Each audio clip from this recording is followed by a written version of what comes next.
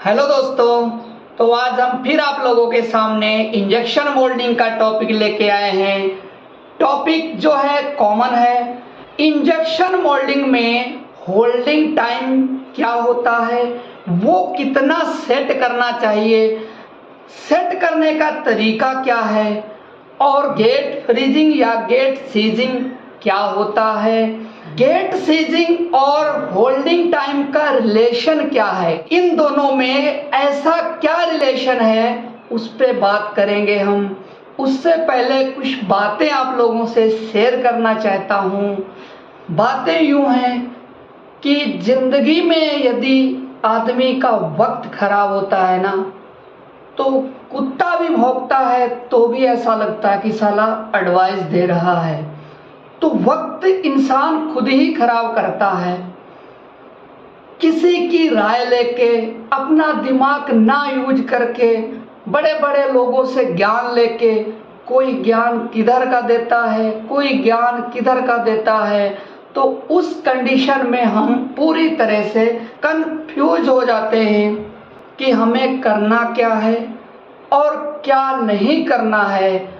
उस समय हमें किधर जाना है कोई पता नहीं रहता।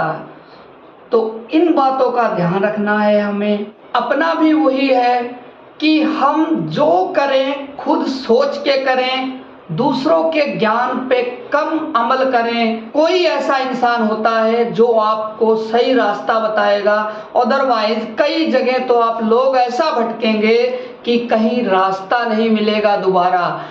कई जगह हमारा जैसे पर्पज रहता है मोल्डिंग में काम करने का कि किस बेस पे काम करना चाहिए। यदि आप परफेक्ट हैं तो अपना बेस ही लेके काम करें कि मैं ये कर सकता हूँ, तो ही आगे बढ़ सकते हैं। अदरवाइज किसी का ज्ञान लोगे, जैसा कहा जाता है कि कोई भी किसी डिफेक्ट का रूट कॉज ढूंढना हो तो एक ही रूट कॉज ढूंढो, ऐसा जरूरी नहीं है। एक ही रूट कॉज होना चाहिए कि परफेक्ट आपको पता चल जाए कि इसकी वजह से ये प्रॉब्लम आ रही है। ऐसा नहीं होता, कई रूट कॉज हो सकते हैं उसके। अपना तो एक ही सिद्धांत है, जैसे गांव में नहीं, जो डॉक्टर झोला छाप रहते हैं वो किसी भी मरीज का इलाज करते हैं तो क्या करते हैं, कई प्रकार की दवाएं एक साथ दे देते हैं और मरीज सही हो जाता है। और जो कई परफेक्ट जो डॉक्टर रहते हैं वो दवा एक मर्ज की एक टाइम देंगे और वो लंबे समय तक चलेगा। हम इसका इंतजार नहीं करते।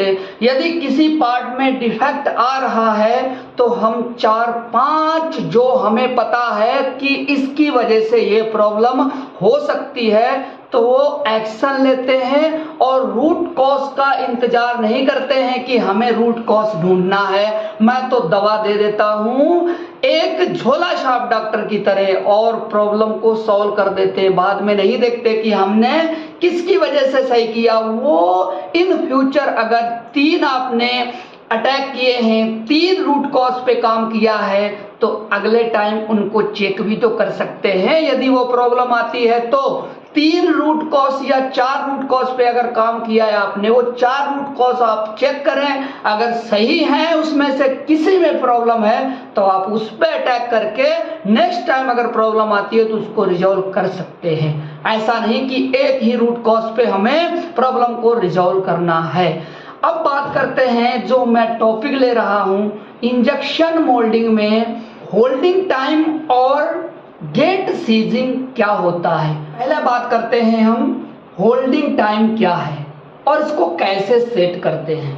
होल्डिंग टाइम इंजेक्शन मोल्डिंग में पार्ट को पैक करने के लिए जितना टाइम लगता है या पार्ट को होल्ड करने के लिए जितना टाइम लगता है उसे होल्डिंग टाइम कहते हैं। और जो टाइम लगा उस टाइम में यदि पार्ट का वेट फ्रीज हो जाता है, पार्ट का वेट नहीं बढ़ता, आप होल्डिंग टाइम बढ़ाते जा रहे हैं लेकिन पार्ट के वेट में कोई अंतर नहीं आ रहा, इसका मतलब उस मोल्ड का गेट सीज हो गया है, यानी इससे अधिक आप पार्ट को पैक नहीं कर सकते। वो जो रहता है गेट सीजिंग प्रोसीजर रहता है, इन दोनों का रिलेशन रहता है। यदि पार्ट वेट को इंक्रीज करना है तो होल्डिंग टाइम को इंक्रीज करते जाएंगे, जब तक इंक्रीज करते जाएंगे जब तक कि पार्ट वेट फ्रीज ना हो जाए। जैसे ही पार्ट वेट फ्रीज हुआ मतलब गेट सीज हो गया। गेट सीजिंग का प्रोसेस क्या होता है उस पे बात करेंगे। तो अब बात करते हैं गेट फ्रीजिंग क्या होता है। पहले हम बात करते हैं गेट फ्रीजिंग की। गेट फ्रीजिंग मतलब पार्ट फुल पैक्ड या पार्ट वेट इंक्रीज नहीं होगा यदि गेट सीज हो जाएगा। जितना पार्ट वेट है उससे ज्यादा नहीं होगा। अगर उसको ज्यादा बढ़ा रहे हो तो आप ओवर पैक कर रहे हो, यानी कि होल्डिंग बढ़ा के पार्ट वेट इंक्रीज कर रहे हो, या शॉर्ट साइज बढ़ा के इंक्रीज कर रहे हो, पार्ट वेट इंक्रीज हो जाएगा लेकिन पार्टिंग लाइन में फ्लैश आएगी, फ्लैश एक्सेस हो जाएगी। तो वो हम नहीं कहते कि प्रोसेस के अंदर आती है। पार्ट वेट यदि फ्रीज हो गया मतलब मोल्ड क्या गेट सीज हो गया, गेट सीजिंग इसे कहते हैं। जितना होल्डिंग टाइम आप बढ़ाते जाएं, होल्डिंग टाइम बढ़ने के बाद एक ऐसी कंडीशन आए पार्ट वेट फ्रीज हो जाए मतलब गेट सीज हो गया। यही रिलेशन है होल्डिंग टाइम और गेट सीजिंग में, यही रिलेशन है। होल्डिंग टाइम क्या होता है? इंजेक्शन मोल्डिंग में यदि आप इंजेक्शन के फेस को पार करते हुए होल्डिंग में जब प्रवेश करते हैं, ट्रांसफर के आगे की जो कंडीशन रहती है या आगे का जो फेस रहता है उसमें कितना टाइम लगता है उस टाइम को होल्डिंग टाइम कहते हैं। यानी इंजेक्शन के बाद पार्ट को कितनी देर तक मटेरियल होल्ड रखते हैं वो होल्डिंग टाइम होता है। होल्डिंग टाइम को सेट करने का क्या तरीका रहता है? होल्डिंग प्रेशर इंजेक्शन प्रेशर का 50% लेते हैं और होल्डिंग टाइम जो लेते हैं वो पार्ट वेट को देखते हुए लेते हैं। जब तक आप पार्ट वेट पूरा अचीव नहीं कर लेंगे होल्डिंग टाइम बढ़ा सकते हैं। देखिए मैंने जैसे लिया है पार्ट वेट 100 ग्राम है, किसी पार्ट का जो वेट है 100 ग्राम है। पहले होल्डिंग टाइम मैंने रखा 1 सेकेंड और पार्ट वेट है 96 ग्राम। अब 2 सेकेंड ऐसे बढ़ाया मैंने तो पार्ट वेट 97 ग्राम। 3 सेकेंड बढ़ाया तो 100 ग्राम हो गया पार्ट वेट।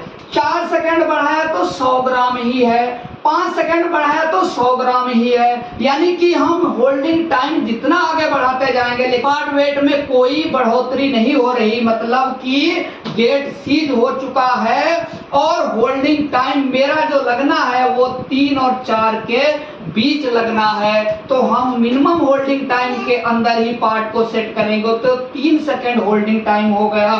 तो ये मेथड रहता है होल्डिंग टाइम को फ्रीज करने का या होल्डिंग टाइम को सेट करने का कि पार्ट वेट को हमें अचीव करना होता है। यदि उस कंडीशन में व्हीलिंग आ रहा है या और कोई प्रॉब्लम्स आ रही हैं, कैचिंग की कुछ भी आ रहा है तो वो आप मैनेज करेंगे, मोड में करेक्शन करवाएंगे, लेकिन प्रोसेस में ओवरपैक नहीं करेंगे, तभी प्रोसेस अच्छे से आप सेट कर पाएंगे। होल्डिंग टाइम का ये प्रोसेस है।